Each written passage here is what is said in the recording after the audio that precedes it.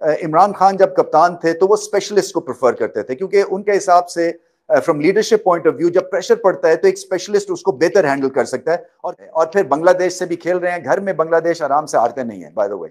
तो फिर मेहनत करनी पड़ेगी। हमने अब रुकना नहीं है। अगर हसन नवाज के बाद पॉज नहीं आना चाहिए, उसके बाद भी चौके छक्के लगने चाहिए, हसन नवाज से पहले भी चौके छक्के लगने चाहिए। अब क्योंकि सीजन पाकिस्तान का शुरू होने वाला है और मुकाबला है बांग्लादेश में, बांग्लादेश की T20 साइड के साथ, सो टीम पाकिस्तान ने अनाउंस की है। माइक हेसन की माइंडसेट में या जहन में घुसने की कोशिश करते हैं और पता चलाते हैं कि क्या वो सोच रहे हैं। नया कोच आया है, सो उनकी स्ट्रैटेजी थिंकिंग क्या है। जो टीम सेलेक्ट हुई है उसमें तो पता यही चलता है कि ऑलराउंडर्स वो भरना चाह रहे हैं इस T20 साइड में, और ऑलराउंडर्स के थ्रू वो मैचेस जीतना चाह रहे हैं। और ये खैर एक्सपेरिमेंट जो इंग्लैंड ने भी करके देखा हुआ है with lot of success.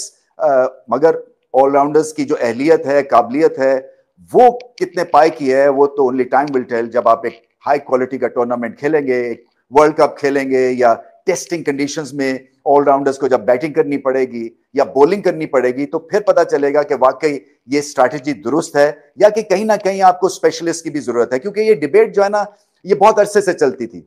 Imran Khan जब कप्तान थे तो वो स्पेशलिस्ट को प्रेफर करते थे, क्योंकि उनके हिसाब से from leadership point of view जब प्रेशर पड़ता है तो एक स्पेशलिस्ट उसको बेहतर हैंडल कर सकता है और कप्तानी भी आसान हो जाती है। क्योंकि आपको पता है कि क्रंच मोमेंट पे ये जावेद मियांदाद खड़े हो जाएंगे, या क्रंच मोमेंट पे जो है वो एक बॉलर जो है वो आपको, या मुश्ताक या सकलैन जो है वो आपको विकेटें दिलवा देंगे। तो ये स्पेशलिस्ट थे। तो दूसरी जो एक माइंडसेट था वो जावेद मियांदाद का माइंडसेट था, जो कि बहुत ऑलराउंडर्स को खिलाते थे, क्योंकि उनकी भी सोच यही थी कि ऑलराउंडर्स जो हैं वो आप बैटिंग लंबी कर सकते हैं, ऑलराउंडर से आपकी बॉलिंग लंबी हो जाती है, और फिर अगर एक नहीं तो दूसरा चल जाएगा, दूसरा नहीं तो तीसरा चल जाएगा। मगर वही बात है कि दोनों के प्लस और माइनस हैं, क्योंकि अगर स्पेशलिस्ट पिट गया तो फिर आपके पास जो एक मेकशिफ्ट अरेंजमेंट है, एक ऑलराउंडर की अरेंजमेंट जो है, वो आपके पास फैसिलिटी मुयसर नहीं है। जबकि ऑलराउंडर्स की अगर धुनाई हो जाए तो फिर स्पेशलिस्ट की याद आती है। तो दोनों के प्रोज एंड कॉन्स हैं। मगर माइक हेसन की जो स्ट्रेटेजी है वो दिख रही है, क्योंकि बहुत ज्यादा ऑलराउंडर्स हैं इस टीम में, एक दो स्पेशलिस्ट भी हैं। बट मैं समझता हूं कि स्पेशलिस्ट की आगे चल के दोनों शोबों में जरूरत होगी। क्योंकि फास्ट बॉलिंग का अगर आप शोबा देखें तो नए बॉल पे जो है पहले 3-4 ओवर्स में, क्योंकि आपने विकेटें लेनी है, तो वो जो प्लेटफॉर्म सेट करता है वो कौन सा बॉलर करेगा। क्योंकि ये जो बाकी बॉलर्स हैं ये हैं middle to last phase of the innings के बॉलर्स। मिडिल में अच्छी बॉलिंग करेंगे, लास्ट में अच्छी बॉलिंग करेंगे। स्पिन डिपार्टमेंट में एक तरह से मिस्ट्री है, मैजिक है। इसी तरह से तेज बॉलर्स जो हैं वो अच्छे हैं। जो सलमान मिर्जा को रखा है, लेफ्ट आर्म पेसर है, मुझे पसंद है वो, क्योंकि क्विक आर्म एक्शन है और टेम्परामेंटली भी सॉलिड दिखे हैं। सो एक अच्छी चॉइस है। 2-3 तो बहुत ही अच्छे कमबैक्स हुए हैं। मोहम्मद नवाज की मुझे खास खुशी हुई है, क्योंकि बड़े डेडिकेटेड क्रिकेटर हैं। इसी तरह से हुसैन तलत की सिलेक्शन से मैं खुश हूं, क्योंकि उनकी गेम जो है उसमें निखार आया हुआ है, उसमें इंप्रूवमेंट है। बट देखना यही है कि कितने ऑलराउंडर्स या कितने स्पेशलिस्ट, अब सोच यही है।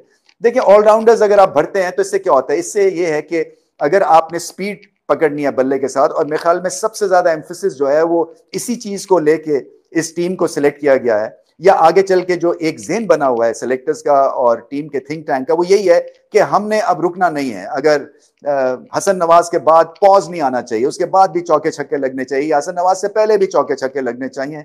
सो हमने एक स्ट्रैटेजी बनाई है, एक प्लान बनाया है, और उसको प्लान को एक तरह से सक्सेसफुल होने के लिए हमें ऑलराउंडर्स की जरूरत है, जो कि एंड तक जो है वो बैटिंग कर सकें, नंबर 7, 8, 9, 10 तक बैटिंग आप कर सकें, ताकि फिर अगर जल्दी भी आउट हो जाते हैं कोई बल्लेबाज अप फ्रंट हिटिंग करते हुए, सो वो प्रेशर जो है वो बाद में संभाला जा सकेगा थ्रू दिस बैटिंग ऑलराउंडर्स या ऑलराउंडर्स के थ्रू।